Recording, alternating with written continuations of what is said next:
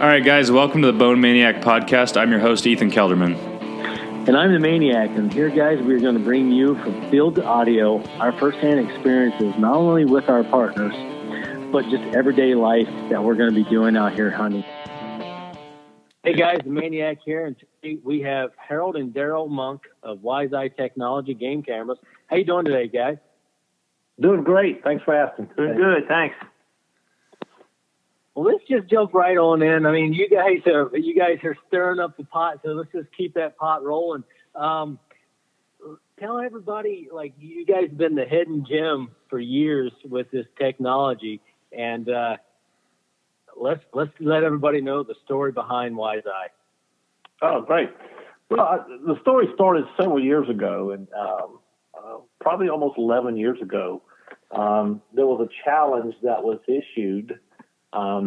Could you build a system or a feeder that could target a specific animal?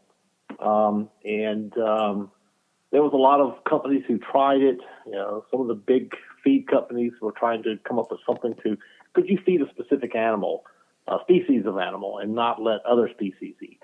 And the challenge kind of came down to us. And we said, sure, yeah, we could build it.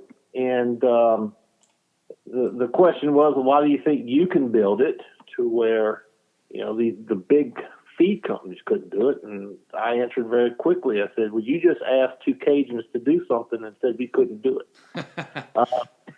You know, and, you know, I explained further. I said, you know, Cajuns, we're the ones who really invented the statement of hold my beer and watch this. So we set out to prove that you could feed an animal, a specific species of animal, and deter other animals from a feeder. So we started that 10 years ago, way before someone had that mindset of a concept of doing so. And it has evolved into using sound technology. We actually built our own personal sound card system to where it would listen to the environment in the woods and would sort out things that were not known. For instance, the first one we were building was for feral pigs. It would listen to its environment, and if it noticed that the pig or a hog would make a certain sound when it feeds, the doors would open and would allow that animal to feed. When it got closer to looking at feeding white-tailed deer, of course, they don't make a whole lot of noise. Usually when the whitetail makes a noise, your hunt's over. So we decided that we had to start using video technology, which was very in its infant stages at that point. So we actually started out building the technology around using pictures to identify what's in those photographs, pulling out the trees and everything else and leaving what's left and then trying to calculate what's that animal. And so once we figured that out, then we went out and built a deer feeder that actually will feed nothing but white-tailed deer. If a bear or an unwanted animal walks up to the feeder, this technology will actually identify that as a non-target animal, close the doors, and then arm itself with 10,000 volts. And if you ever want to know, does a bear lose his faculties in the woods? We know right where he does it. When that nose touches that door, there's a spark of 10,000 volts that goes through him, and he does not touch that machine again. So that's kind of where we started. And this has been going, like I said, for going close to 11 years of dealing with this technology. And understand what's funny when people ask us of our education. I'm a high school graduate with an associate's degree in mechanical. Darryl's a retired employee from Honeywell, and Jason Ray, who's my son-in-law, who helps us, he has a theological and New Testament studies from the Baptist Theological Seminary. So that's kind of our background here, that we're going out building this technology. And we actually started off with a book from Books and Noble that says, you know, electronics for dummies. And that's what we started. Boy, you have just shamed some of the most profound engineers that's out there in the world today, haven't you? Well, I said what was funny. Our first book was Electronics for Dummies. We actually went back and tried to find a book that said Electronics for Cajuns because there wasn't enough pictures in there for us. We had to figure out. We figured out if the red wire and black wire come together and it blows something up, then we struck that off as experience. Do not touch the black wire and red wire together. So that's how we started with our electronics. And did we blow up a lot of machines? Oh, you bet we did. We said, and 12 volts will catch on fire. Just letting you know. So we have we've done a lot with this stuff. And I guess our next step was, well, what could we do with a trail camera? That was the next thing. We scratched our heads going, well, I mean, could you build a camera that would take pictures of only deer?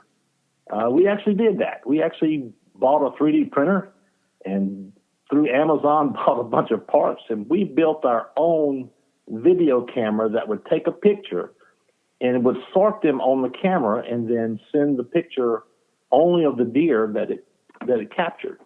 So we actually pioneered that, but we found out that the electronics that it takes and the power that takes, because most trail cameras doesn't have a processor in them. They just take pictures and send them, is that it took too much battery power. You were limited to 1,000 pictures per 12 batteries, and it just wasn't enough to be economical for someone to have a camera that just take pictures and send just deer. So we had to back up and say, okay, how about if we have all the pictures come to a repository and then sort them there? So we use the same technology that we built in the feeders, that we put it in the cloud to where every picture that's taken from one of our trail cameras gets sent there and then sorted and then put into the hunt control account. I just got confused. I got confused because my brain can't handle all that technology. Well, it took us a little while to. I mean, we sit around sometimes and discuss this stuff and we look confused ourselves. So don't think you're not. So what made you hop from feeders over to the trail camera side of things? Probably the biggest push that we had was the money behind it. The camera was very economical for us to build, and the consumer could afford it on a quick basis, and it works very well. The feeders, on the other hand, we're going to revisit that. These feeders they were built, they were 1,000-pound feeders.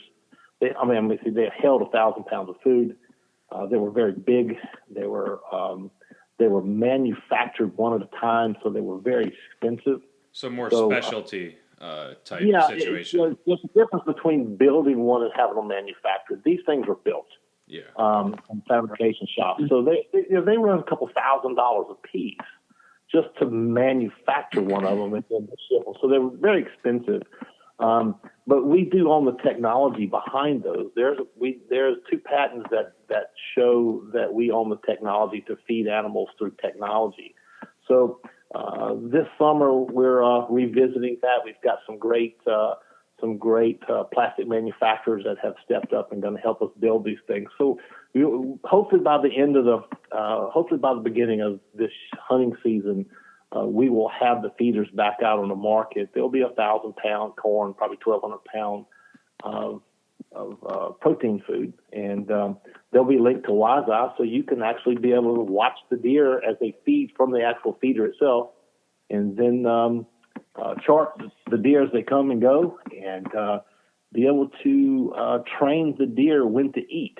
We actually did that in Texas on a big ranch. And can you train a 220 class buck to eat at 3 o'clock in the afternoon? Yes, you can. We did it. We'd actually close the doors at 6 at night and open them at 7 in the morning. Yeah. Yeah. I mean, and this is like my head's just spinning because, a lot of folks say, man, my deer is nocturnal, and people that really, and hunters that are really out there gathering the intel that they need and stewardship of the woods. I'd do the same thing with Darryl, and they say, I got a bear that's nocturnal, I can't kill it. And there's things that you can do to train that animal, and that's the thing is like, who's in control here, the animal or the man? It's just you have to outsmart that animal. And you guys have made that fail-proof with guys that are limited to the resources or limited time that you guys, yes, it may be expensive, but, one of the key things that I always tell people is would you rather have the device that's going to make you more successful, or do you want to spend a lot of time out in the woods? Because I look at time as money, so there's, I mean, it's just, you have to put things into perspective for a lot of people. And I think you guys have problem solved a lot of mystery for hunters. Yeah. One thing we've found this year that's been very interesting to us with these cameras that we put out is that some of the response we have gotten back is they've killed the largest deer they've killed in their place using these cameras. And let me give you an example. There's a guy in Dallas who owns several car dealerships there. Has been chasing this one deer for a couple of years and has never been able to. And what he did is he put 6 Wi-Fi cameras on his ranch, and he was able to track this animal that he called Fred. He tracked Fred for 6 months, and he knew Fred's patterns. Wi-Fi told him when the situation or the circumstances would be for him to be at the stand. What wind did Fred like? What barometer pressure did Fred enjoy? And he was able to harvest Fred for the first time. This was his 3rd year to hunt Fred, and he was able to harvest him this year. And he used the hunt control to be able to predict when Fred would eat, and he was able to do that on the day that he harvested Fred. But but the challenge of it is, as he went in and pulled cards, he kept pushing Fred out Fred would disappear for some time for 3 or 4 weeks before Fred would show up. And he got to looking at that. Most of that happened when he would go to the woods to retrieve his cards. Fred would disappear. This was a very mature buck. They said that he was probably 6.5 years old. He was very mature. That didn't like human intrusion. And he was able to use the Wi-Fi technology and the Wi-Fi cameras to predict when Fred would come in and out of the food location without human pushing him out. And he went in the day that he said that the prediction gave him, said next Tuesday you have a probably 80% chance of seeing Fred. He walked in to the stand just that day, never crossed the food, plotted up and sat in the stand and killed Fred at 6:15 that afternoon. And he called us ecstatic that he was able to do that. That's awesome. Those are success stories that you want to hear, and it's definitely something. I mean, there again, it just goes right down to you guys have built all the tools to success for not just with Survey, but with bear, hawk, to the Wise Eye technology and the hunt control app, and that's something that is relatively new. And you're telling me, I mean, because we've talked about this before, just one-on-one with conversations. Harold is like, the technology is in the app itself, right? Is like, what is the key features, I guess, that we want to come to life so everybody knows, why the technology of Wise Eye is so important. Yeah, this is Darryl. I'll touch on that. I guess what sets us apart is the data we do. It's real data. It's facts. It's not guessing. It's facts based off of that camera and that camera's location. When that picture is taken, we pull in the weather, moon phase, wind direction, barometric pressure, and all this stuff is charted for you through time. So the more pictures you have, the better it gets. And we even have a dummy button on there, which is my favorite. You can just click what they call the best time button on Hunt Control, and it will pull in all this data for you and tell you the best time to hunt that camera location based off of your pictures. In other words, you've had the most activity of deer at a certain time every day, so it'll tell you when to hunt. And then we also have the patent forecasting predictions. You can actually, we have a weather forecast out 7 days ahead, so you can hit the prediction button, and then that prediction will tell you if you've had the most activity of a certain deer or deer around your camera when the wind is out of the north, say, or the barometric pressure is this, the moon phase is this, then it will predict and say the best time to hunt these animals, or if you tagged a certain buck that you're tracking, it'll say he shows up when the wind direction is this, the moon phase is this, pressure is this, and it'll say the best time would be next, say, Tuesday. You'll have those conditions that he normally shows up at. So it'll predict when that deer will show up, or the most deer will show up, however you want to do. So our forecasting and predictions, it's all based on facts, and it's not guessing.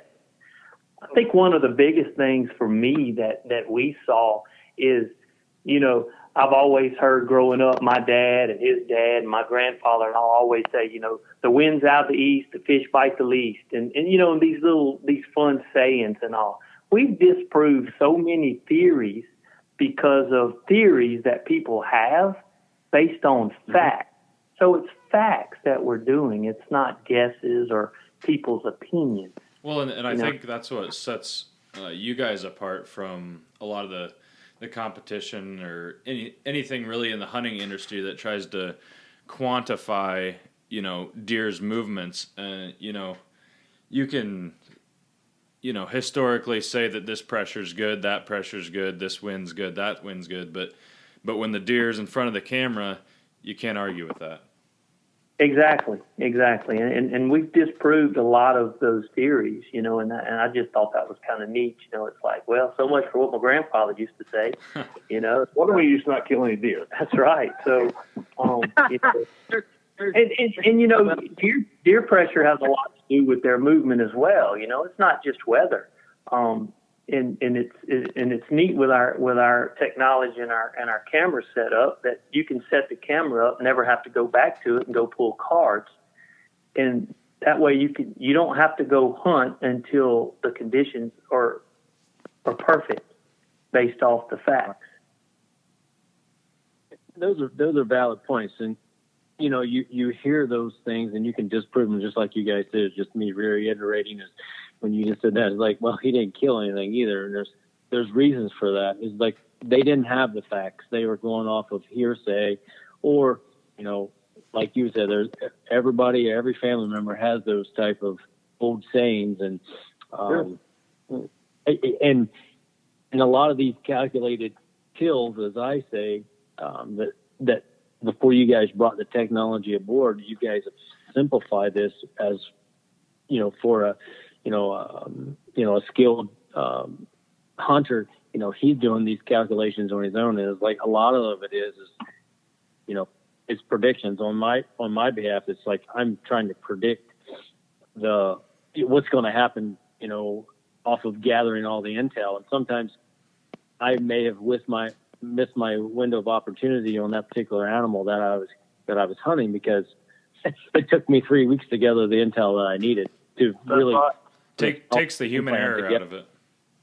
And not only that, if you have a lot of hunters are weekend warriors, right? They work Monday through Friday, and the only chance they got is a weekend.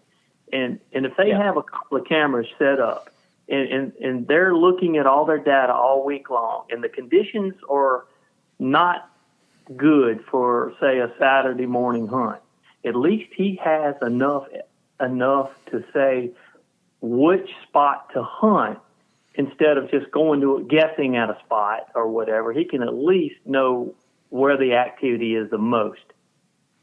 And that's one thing me and Shane talk about a lot on this podcast is, we wanted to talk to the everyday hunter, and the everyday hunter, like Shane said, time is money, life's Right. busy, and, one more thing that can give you that edge is, that's what we're striving for. Right. Absolutely. Exactly. Those guys, and you say the weekend guy that's out there investing his time in, or he's, he can predict like, well, I was planning on taking off this Friday, boss, but hey, man, I may have a better chance of killing my target animal next Wednesday, so I'd rather take off Wednesday and Thursday and hunt. Or, whatever. Exactly. You can start planning days off a little easier to work around, your schedule, and then, well, I missed a day's pay, so I still didn't get that animal. So it may save you a few knots on the head from the wife from not being having a real relaxed paycheck, but with these cameras, we've really focused in on that. A deer is very predictable. He has a routine that he's comfortable with, and we've watched these pictures come in on these that we probably see 30,000 pictures a day come in across the country that we can see, and we see that we can watch the patterns of these white-tailed deer, and they pattern pretty easy until human intervention sets in. You see a guy walk across the field. That buck doesn't come back for several weeks. We don't know where he goes. He goes to your neighbor's place. Is where he goes, and hopefully he goes to the next place. Doesn't get taken there. So we're excited to watch this and hear the stories about we don't go to our food plots until I get ready to hunt. I can see the food growing. I can see what's there every day. I see the deer that's there every day. And when I get ready to hunt it, I go in there, and when the conditions are right, when I know by true hard data that the deer are comfortable eating in this condition. We didn't realize on our place, we've got a couple stands that we did not realize that the deer in this food plot doesn't come in at all on a south wind. We have 1,000 pictures of deer in the food plot. We have 2 pictures of a small doe in there on a south wind. They smell something on a south wind that we don't know, and they don't like it. And we had no idea until we started. We would just say, hey, Saturday, there were deer in the food plot last Saturday. They got to be here today. But the wind was out of the north, and they're comfortable with the wind out of the north. And these are things that we started noticing and patterning animals. And it's not just deer. It's elk. It's a lot of other things, too. They do like a certain pattern that they're comfortable with. And if they find a condition that they're comfortable with, they will repeat that over and over and over until an unknown is introduced into their routine. 100%, Darryl, and I stand by that. Those are facts right there, and those are the reasons that I punch tags every year, because I stand by the data that I've had to work for, and those are right. Is things, animals, you can outsmart them, but you got to calculate all those things together. And I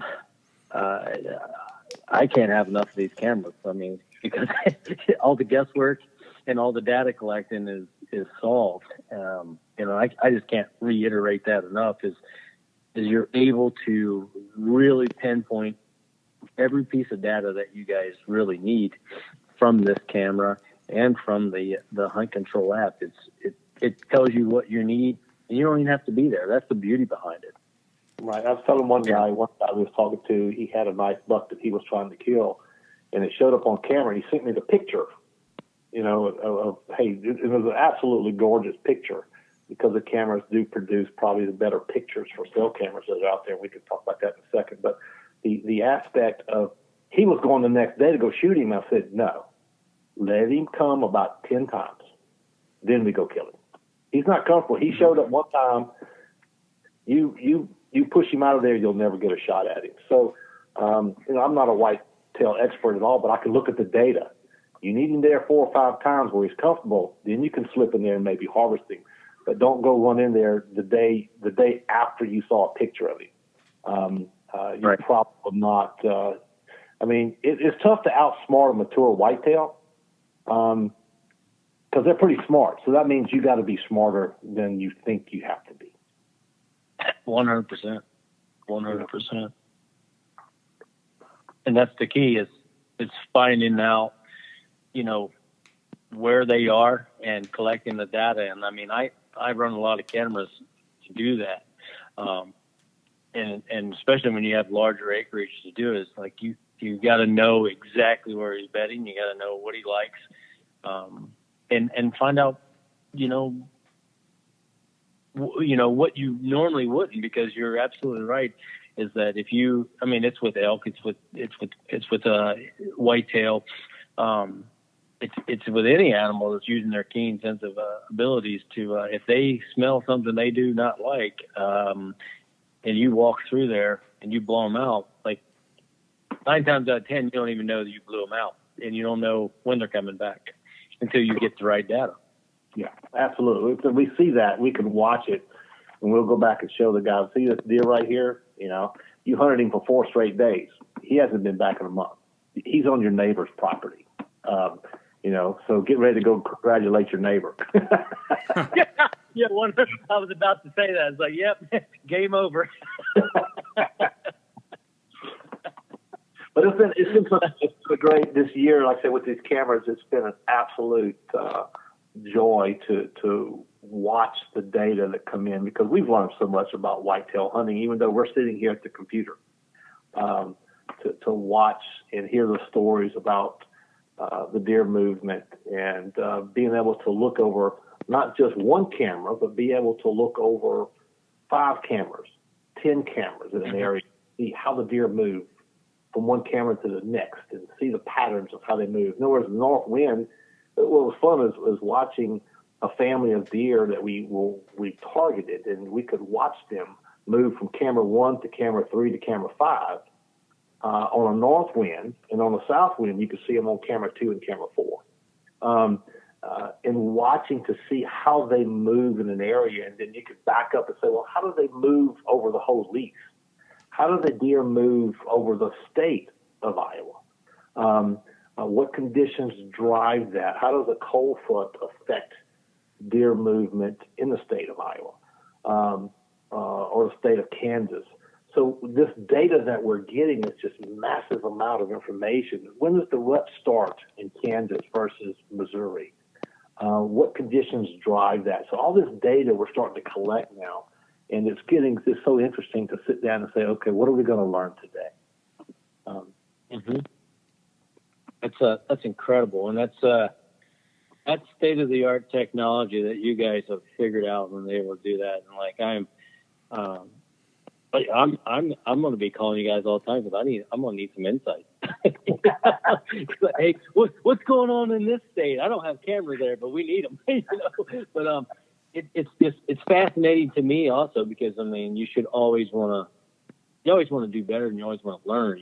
So it's and I pride myself as a father, taking my kids out and teaching them some stewardships of the land. So this is technology that I'm all for teaching, my kids, because they're learning, and it's hard. It's hard unless you're there. It's like the guys learning about, out there with the grizzlies in Alaska or the tundra wolves. If you're sitting there studying them on a daily basis, like, you don't understand their behavior. And you're able to collect all that data and be able to understand it without even being there.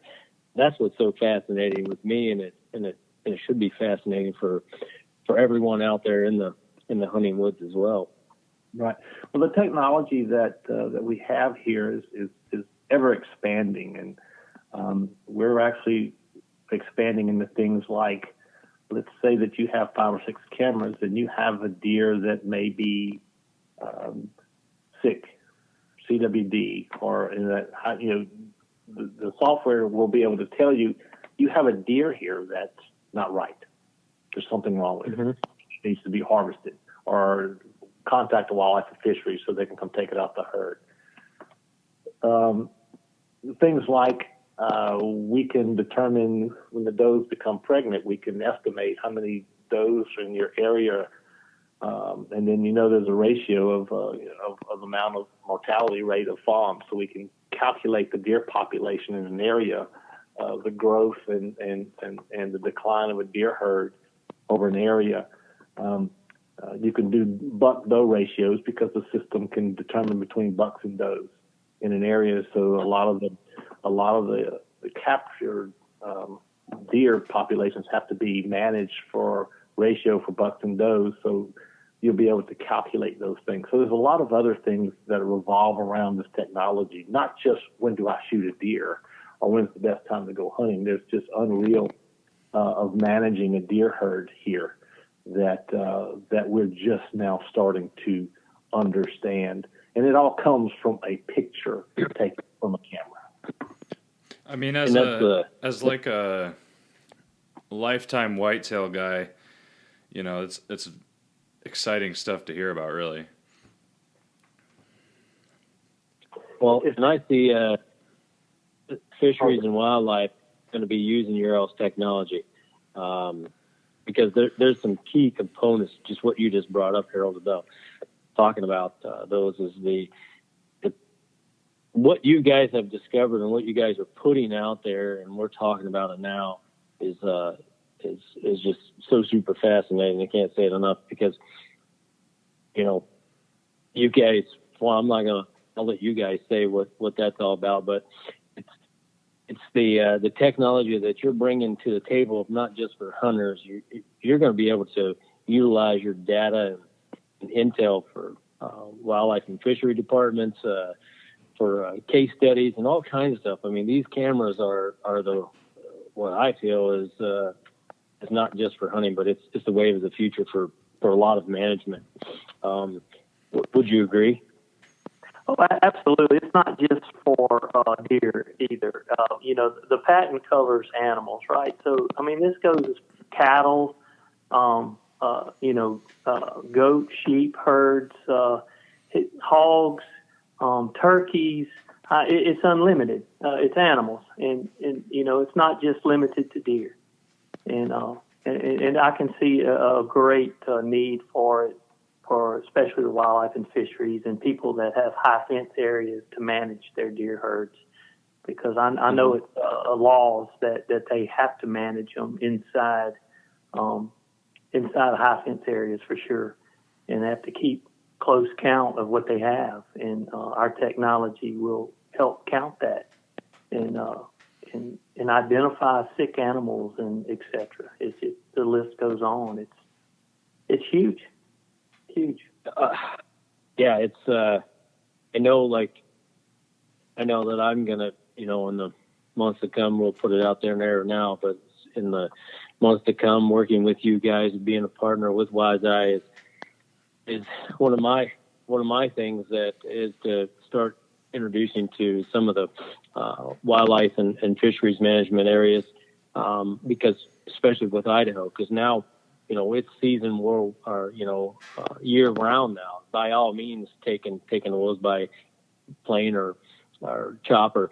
So just another tool to use this camera is that they want to get the packs down to about something more manageable, around 500 total wolves instead of roughly, they're just on the cameras they put out, they're saying well over 1,500, but me personally, there's probably more. There's you're not gonna cover the terrain in the Frank Church or Clearwater or wherever out there in these. It's pretty primitive. So for a camera man to put it out, it's only going to capture where it's at. So being able to use this technology of finding out, like, oh geez, if you're saying that female is going to whelp 12 or 15 pups or whatever, they can start estimating, like, okay, we need to do more about this problem. So the technology of utilizing for fish and game, I think, is going to be very very expansive with you guys. I mean, it's an awesome resource.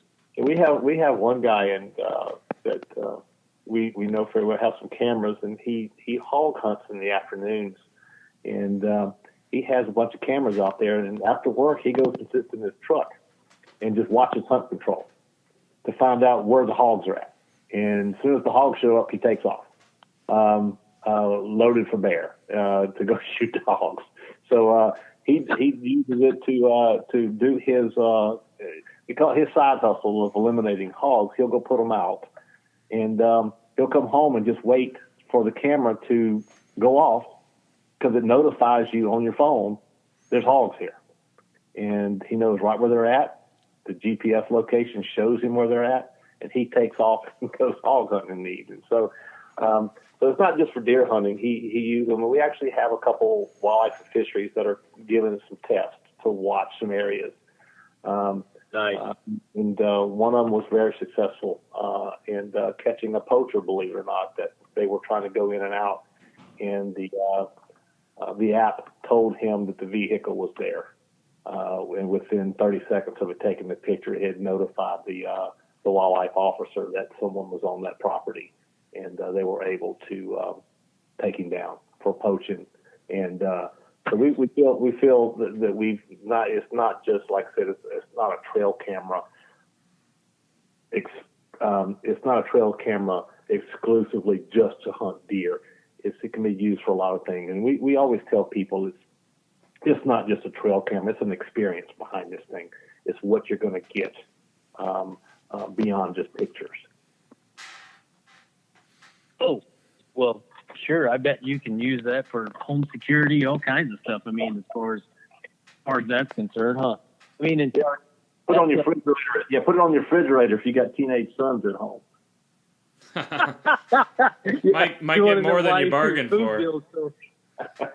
Yeah, we have a lot of customers that have deer leases, and after season they strap it around their camps and use it as surveillance, so they can watch their camps while they're not there in the off season.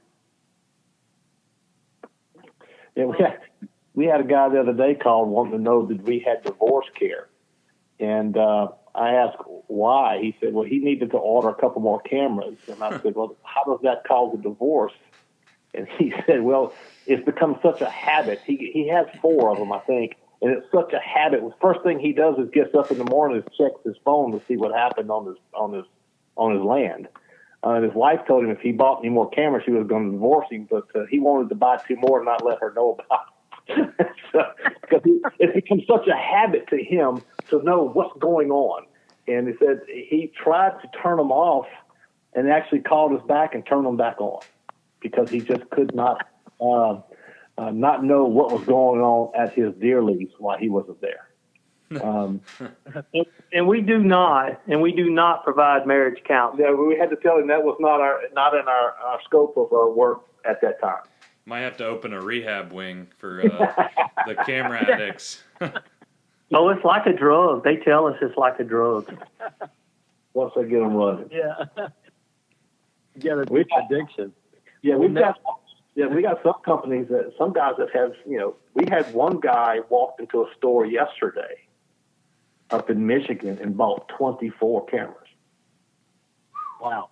Heavy hitter. Just walked in and bought 24 cameras to put on his lease. He was tired of I'm not going to call the name brand that he had, but he was tired of not getting pictures. He was paying for cellular service and not getting a third of the pictures that he was paying for. And he walked in and threw them all in the garbage and bought 24 of our cameras to replace them. We have some ranches down in Texas that have 35 cameras. And they use them strictly for hunting massive deer. They don't shoot anything under a 220 class. But they have learned that if they stay out of the area, the paying client will have a chance to shoot that deer. And so they know he's coming, what conditions he likes.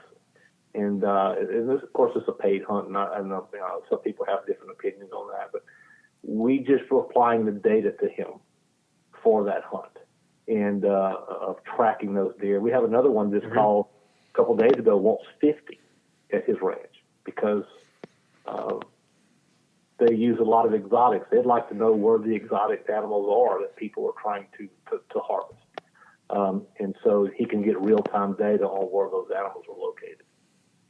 So like I said, we're very excited about the direction that these cameras are going, the type of picture it produces. It produces probably, if you look at clarity, it is the most clear picture that's out there. So you really don't ever have to go to the camera to pull your high definition picture off of the camera if you don't want to. Well, let's explain that a little bit, Harold, on that. So, I mean, sure. Now talking about that, you talk about the perfect. Most cameras, produce what they call a thumbnail picture. Just a very small picture. If you try to zoom in on it, it gets very grainy. It gets very chalky, they call it. Pixelated.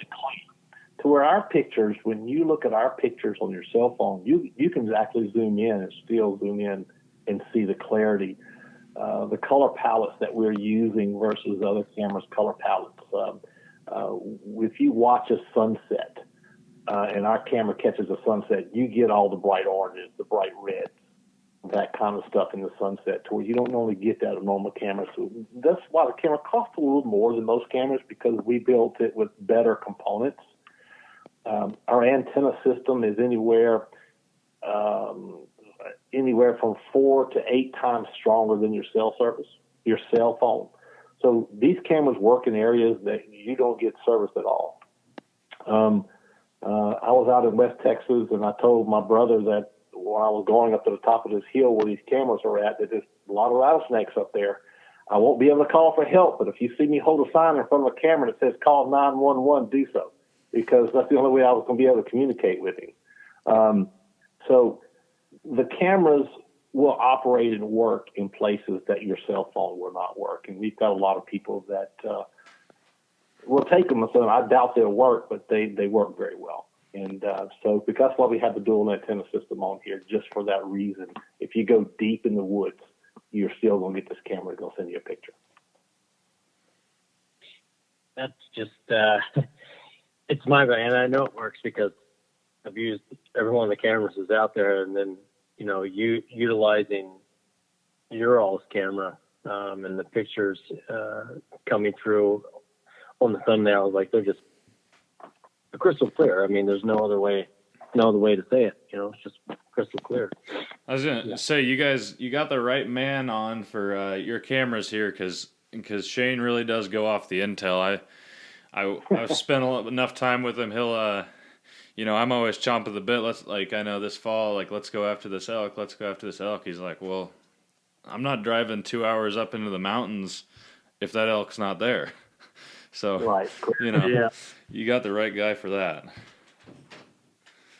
Okay, if the elk is there at the camera, it's going to get within 30 seconds, probably from the time it took the picture, it'll be on its phone. Yeah. Yep. And it was, well, and I even tested it. It was less than 30 seconds. Well, we're giving ourselves a little leeway. We tell people a minute because we're not sure. It could be down in the bottom one of these big valleys in Missouri somewhere. It may take a little longer for the signal to transfer the picture. So we give ourselves a little bit of room there. But here, the deer I have in the backyard here at my place, I usually, from the time the picture is taken, it's usually 15, 20 seconds. I have the picture on my phone. Well, let's talk. Let's get this in a nutshell. You guys have the technology that's the animal recognition with the camera through the hunt control app. Your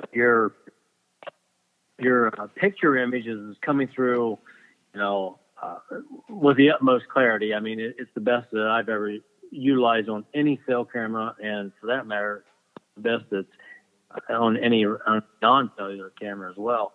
And I've used them all, unless it's some name brand that I've never heard of that's made out of some other country. But and you guys have the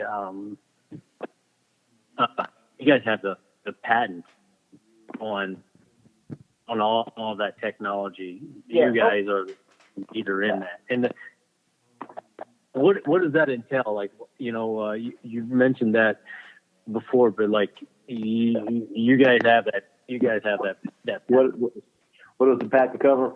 Great question. It's when we filed the patent 4 years ago, and before really cell cameras and transfer data, because we were doing this with this feeder. We were transmitting data with this feeder. So we sat down, Jason, Darryl, and I, and said, how do we protect ourselves if we move forward? And we sat down and wrote out a patent with a patent attorney, the same one that helped us with the feeders and what have you, and went over a few things. And some things we could not patent.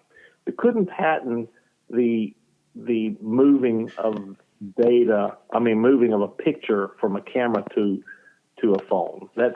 They classify that as a camera as a phone. So we've been sending pictures back and forth on phone for 15 years. So we couldn't patent that aspect of it. We also couldn't patent the aspect of animal identification, because Facebook did open that up for everyone to use, and that's what a lot of these guys use. But that's where it stops.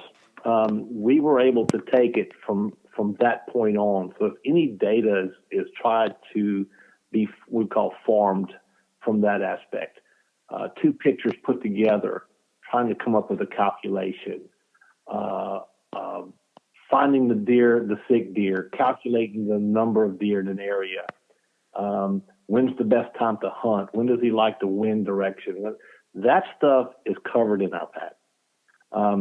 So basically, if it sends a picture to your phone, that's open source. If it sorts it to a certain point, that's open source. We built our own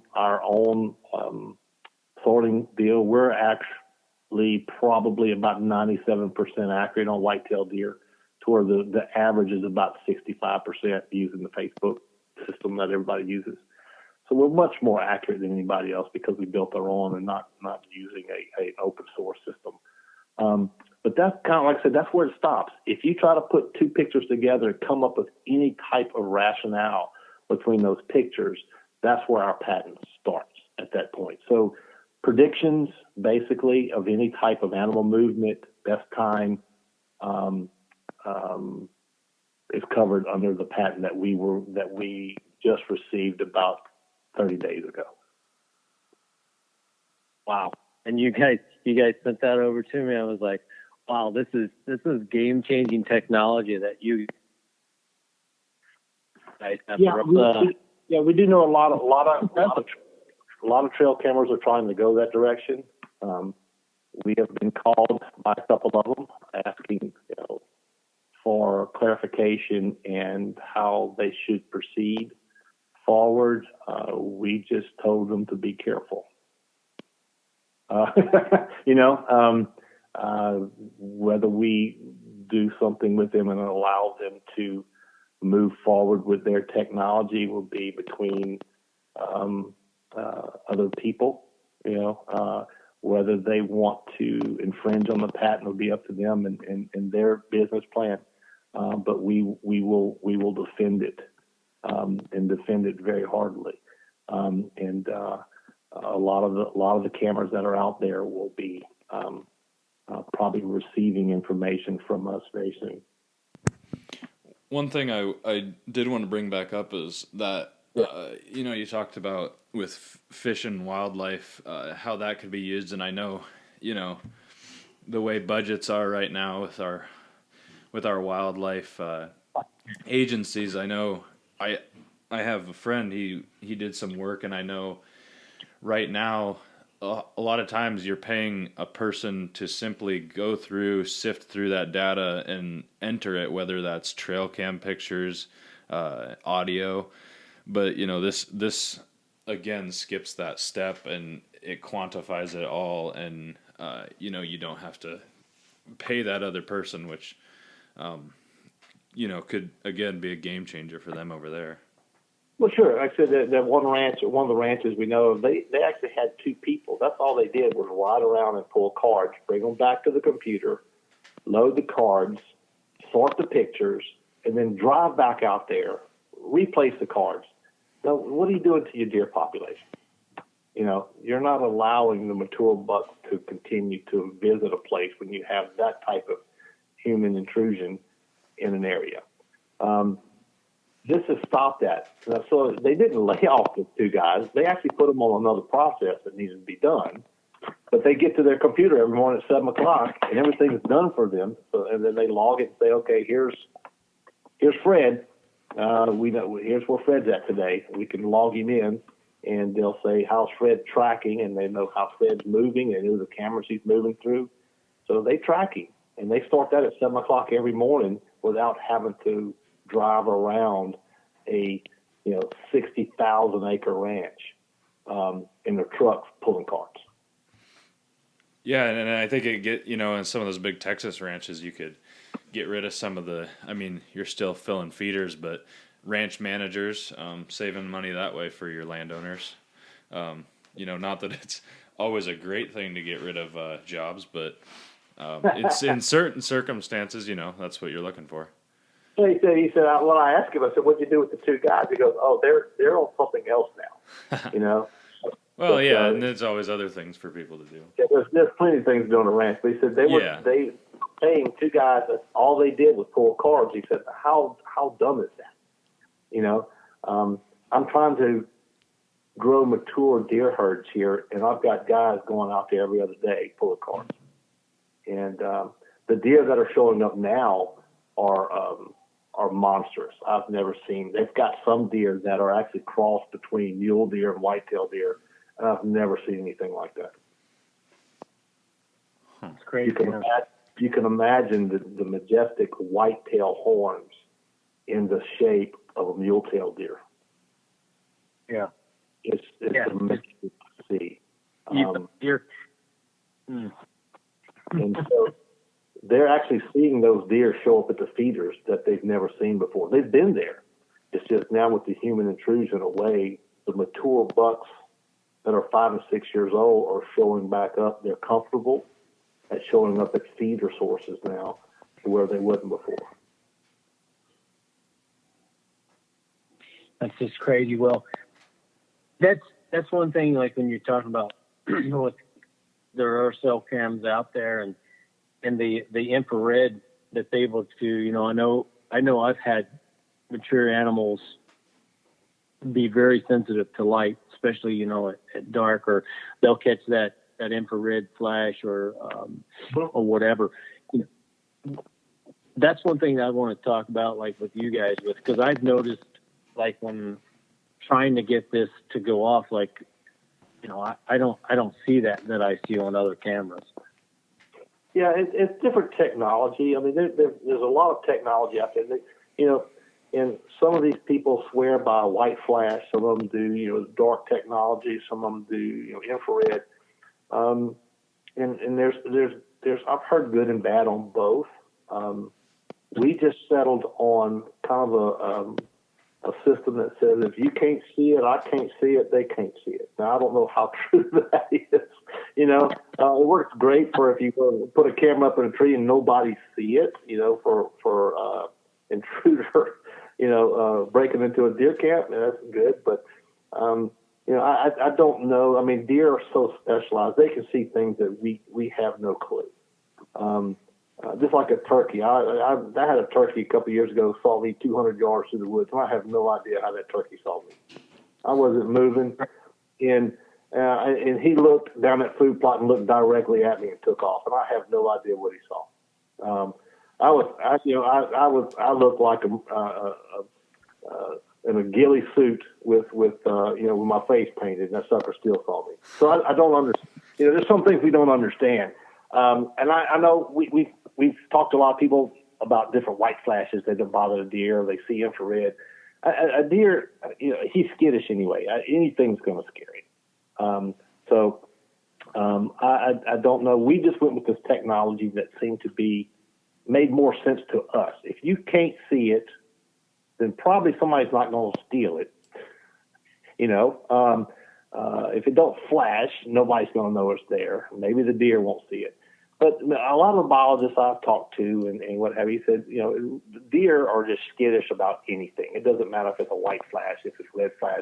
If it's not there, they were raised in these woods, it's just not right. So we went to a non-flash type, non-glow type sensor that hopefully, I can't talk to the deer, but hopefully they don't see it. It doesn't seem to scare them of all the pictures that we have taken and see, like the 10,000 pictures we get a day. We don't see them running when the picture's taken. They seem to walk right up to the camera and ask for more food. You can see them walk 3 foot from the camera looking at it, and it flashes, and it doesn't bother them. So I don't know what technology would call that. We just said, like I said, we're not electrical engineers. We just decided that if you can't see it, maybe they can't see it. Let's go with it. Right. And I know that, a lot of animals are sensitive to a lot of things. And I always approach every animal that I'm hunting with, trying to figure out their personalities. And, it's a living that's got a personality. So, right. Just, you always are, just trying to figure that particular personality out. And I think you guys have, just, I don't know how else to say it. And give me a good example. Yeah, you walk down the aisle in any big box store, and we do that from time to time just to see what's there. And then you got this camera that says no flash or black infrared. And you walk to the next one that says no flash infrared. And you walk to the next one that says white flash. I mean, if we knew exactly what was the best part, they'd probably all making the same camera. So, when you look at that aspect of it, there's 5 or 6 different types of infrared flashes out there, and this, that, and the other, and they all sell. So not all of them scare deer. So we look at it on the aspect of let's make it simple. Let's not go try to word something and try to hide something in an advertising, but it just works. We kept it simple and tried not to do an advertising word blitz on a specific word to make it sound important. It just works. Right. And having said that, you guys have made everything of setting these cameras up super simple. The mobile app is super simple. The device is super simple. It works flawless. With my time of using it, and it's super simple and by far the least complex out of any cell camera system that I've ever used, and it's relatively very, very, very inexpensive to some of them that's out there with their technology. We have a very simple way of testing things. We have my father's 80 years old. We give it to my dad. Dad, can you hook this camera up? Here's the guy that still has a flip phone. Dad, can you make this work? And so if Dad can't figure it out, then it's too complicated. So we had to back up, and my wife's the same way. She's not technically challenged. She doesn't hunt. So you give her the applicant, can you hook this up? And she'll sit there and tinker with it and come back and say, no, I don't. It ain't working. So we go back and say, well, the instructions either are not clear or the application is too complicated. So that's kind of where we started. I remember we're simple. We're simple guys. We try to make it simple, and because that's who we are.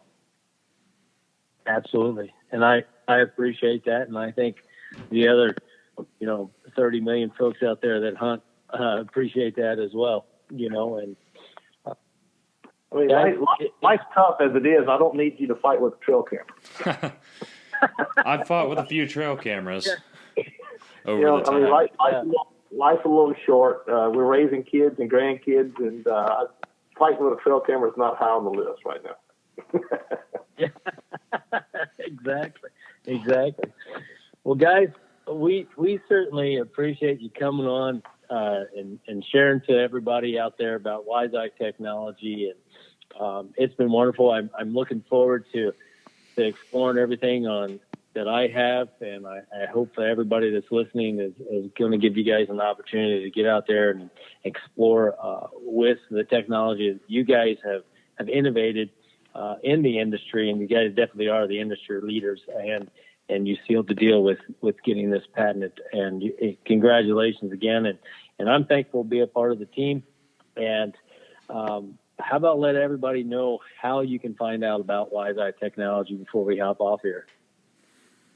Yeah, you can find out about us wiseeyetech.com or wiseeyesmartcam.com, and we've got tons of information on there. We have links to YouTube videos on how to use the camera, how to set them up, and just a lot of useful information on there. It's wiseeyesmartcam.com or wiseeyetech.com. And it'll take you to any information that you need. It'll give you locations of dealers all over the country, or you can just order direct from our website. And you guys are over there at Instagram, right, as well? That's right. We have an Instagram page as well as a Facebook page. My son runs that, and he usually posts something just about every day, and with pictures, comments, or questions, or he does fun little things. He'll hide a camera in the woods, take a picture, and get somebody to find it. Just little things, So we do have an Instagram. I think it's Wise Eye Tech as well on Facebook and Instagram. Cool. Yep, it sure is. And there's also, there's a website. If you go to the website, there is a live chat, and you will be talking to one of us. We will always answer the text, and we actually have. You just opened up the door, Harold. They're welcome to talk to us at any time. Have to understand, when it comes to this social media, we're kind of limited because I asked Colton the other day, how was our InstaFace going? And I thought I was going to lose him because I wasn't sure. I called it InstaFace. I wasn't sure just what it was. But you're welcome to contact us at any time. You can call the office here.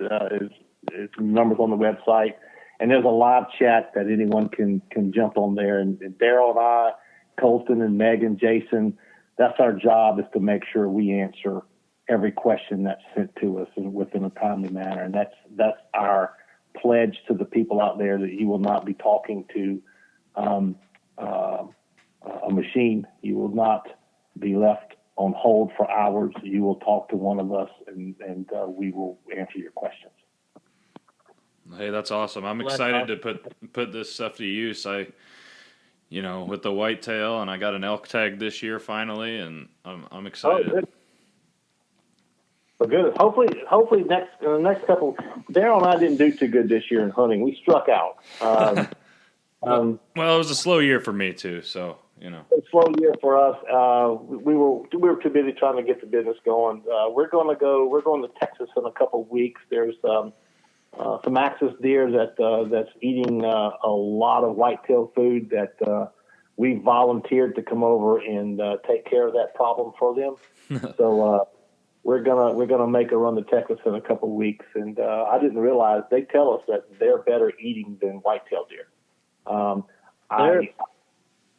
gonna put them to the test. I love to eat whitetail deer, and so that's a high bar for me. So we're gonna find out. Well, there's something wrong with your taste buds if you think it is, because axis is out of the 29 big game animals on North America, that would be my favorite one. Of course, they're not one of North America's, but axis is. My wife tells me, like, you better give the deer away and go kill an axis. Really? Okay. Well, we're excited about it. There's a ranch down there that they haven't shot any in a while, and they're eating 800 pounds of food out of a feeder every two days. And well, I told them, I said, the cavalry is on the way. So we're going to load up my chest and sharpen our knives and go axis hunting here shortly. Well, that's awesome, guys. That is awesome. Well, I'm sure you'll have a great time, and you'll definitely go back because they are some fine eats right there. Some fine eats. That's great. Well, we're looking forward to it. Well, guys, once again, I appreciate it. Thanks for listening, guys, and Ethan, you have a good day, and you guys as well. I'm out of here. Thank you. Thank you so much for allowing us to spend this morning with you. Yep. Thanks, guys. You bet. Hey, guys, you can find us over on social media, on IG, on Bone Maniacs. You can find us on Facebook, Bone Maniacs, bonemaniacs.com, and over on Waypoint TV and Taking Aim on Tuesday nights from 8 to 11.